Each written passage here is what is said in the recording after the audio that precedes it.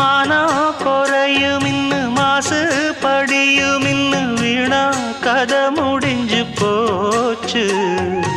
ஈசான மூலையில லேசான பள்ளி சத்தம் மாமன் பேர சொல்லி பேசுது. ஆறாத சோகந்தன்ன தீராம சேர்த்து வச்சு ஊரும் சேர்ந்து என்ன ஏசுது.